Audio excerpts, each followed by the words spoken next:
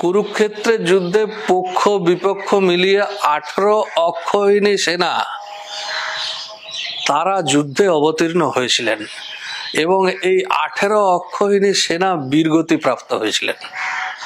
পাণ্ডব পক্ষে ছিল 7 অক্ষৌহিনী, কৌরব পক্ষে ছিল 11 অক্ষৌহিনী। তো এতে এইটুকু বোঝা যায় যে অক্ষৌহিনী হচ্ছে সেনার একটা নির্দিষ্ট সংখ্যা, কিন্তু এই অক্ষৌহিনী এই সংখ্যাটি ঠিক কত?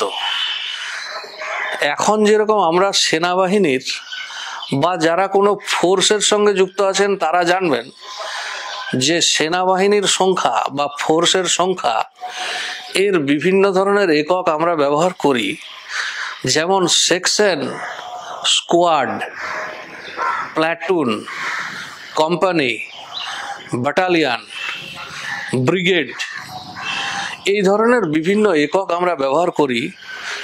তো প্রাচীন ভারতেও এই ধরনের সেনাবাহিনীর বিভিন্ন একক ছিল, যার সর্বোচ্চ এককটি ছিল অক্ষৌহিনী। তো সর্বোচ্চ একক অক্ষৌহিনী আমরা সবচেয়ে নিচের থেকে শুরু করে আজকে এই ভিডিওতে অক্ষৌহিনীতে পৌঁছাবো। কিন্তু তার আগে বলি, সেই প্রাচীন ভারতের সেনাবাহিনীর 4টি অঙ্গ থাকতো: রথী, গজারোহী, অশ্বারোহী এবং পদাতিক।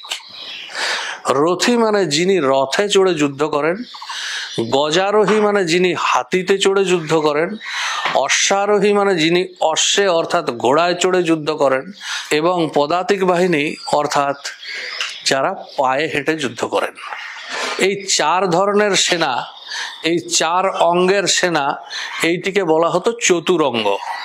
তো এই চতুরঙ্গের মধ্যে বিভিন্ন সেনাবাহিনীর অনুপাতটি হতো রথী, গজারোহী, অশ্বারোহী এবং পদাতিক। এই অনুপাত হতো 1:1:3:5। আমি সিরাপ জলের মিশ্রণের অঙ্ক এখানে করাবো না, কিংবা দার্জিলিং চা আসাম চায়ের মিশ্রণেরও অঙ্ক এখানে করাবো না। বলার উদ্দেশ্য হচ্ছে, একজন রথী থাকলে তার সঙ্গে একজন গজারোহী থাকতেন, 3 জন অশ্বারোহী থাকতেন এবং 5 জন পদাতিক বাহিনী থাকতেন। তাহলে মোট কতজন হলো? না, 10 জন নয়, মোট হলো 11 জন। কারণ রথ চালনা করার জন্য একজন রথ চালক বা সারথীর প্রয়োজন হতো, তাকেও সমান যুদ্ধ কুশল হতে হতো।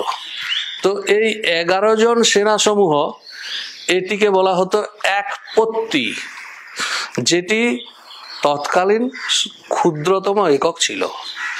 এরকম 3 পত্তিতে হতো এক সেনামুখ, 3 সেনামুখে হতো এক গুল্ম, 3 গুল্মে হতো এক গণ, 3 গণে হতো এক বাহিনী, আর 3 বাহিনীতে হতো এক প্রীতনা, 3 প্রীতনাতে হতো এক চমু, আর 3 চমুতে হতো এক অনিকিনী। এতদূর পর্যন্ত 3 3 3 3 করে বেশ সুন্দর এলো। এইখানে এসে একটু বদলে গেল, 10 অনিকিনীতে হতো এক অক্ষৌহিনী। তাহলে এক অক্ষৌহিনী সেনা মানে তার মধ্যে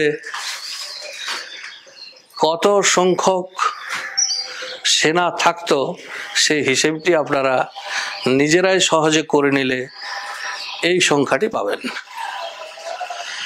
এখন কুরুক্ষেত্রের যুদ্ধে 18 অক্ষৌহিনী সেনার নিধন হয়েছিল, যে সংখ্যাটি প্রায় 43 লক্ষের কাছাকাছি।